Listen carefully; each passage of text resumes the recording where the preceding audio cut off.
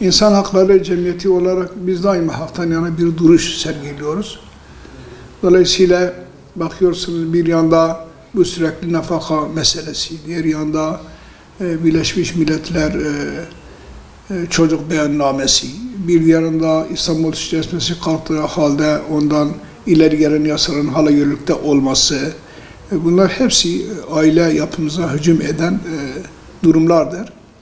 Ve ilgililer meclisten tutun külliyeye kadar herkesin bu konuda kendine düşeni yaparak konuda adım atmalarını bekliyoruz. Mesela İstanbul Sözleşmesi kalktığı halde onun bir yansıması olan 6284 nolu yasa hala yürürlüktedir. Bunun ıslahı muhakkak lazımdır. Yani en azından kadın beyanı esastır denildiği zaman kadına mukaddesatı üzerine bir yemin içilebilir. Veya aylarca uzaklaştırmaktansa bir hafta kadar uzaklaştırıp o süre içinde erkeğin hemen ifadelerine başvurulabilir. Herkesin gideceği bir yeri olmadığına göre bu erkeğin kalabileceği bir yer tahsis edilebilir. Bunlar çok önemli sorular.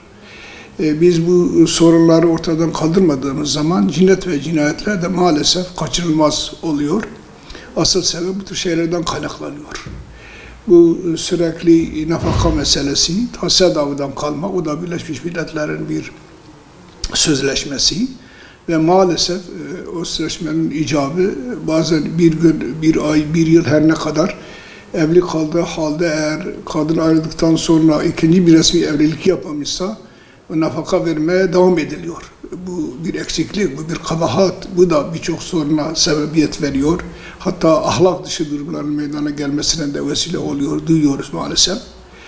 Dolayısıyla bu konularda bizim aile yapımıza sıkıntı oluşturan bu yasaların bir an evvel düzeltilmesi gerekiyor.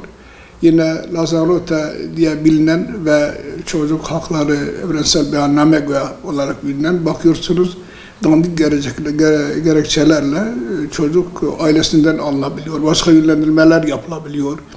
Bir konuda çocuğunuzu uyaramıyorsunuz. Uyardığınız zaman siz bir nevi kıtır ola girmiş bir adam olmuş oluyorsunuz. Ama bir başkası sizin çocuğunuzu istediği şekilde yönlendirebiliyor, sahiplenebiliyor vesaire vesaire. Dolayısıyla bu konularda hassas olmamız gerekiyor.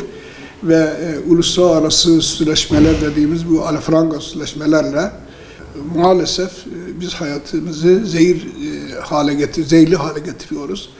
Bu aile konusunda seminerler verdirerek aile gibi kıymetli bir müessesenin gelişi güzel muhafaza edilmeyeceğini de bu çiftlere anlatmamız lazım. O zaman tabii duyarlı, şuurlu insanlar olarak daha güçlü bir aileye kavuşabiliriz.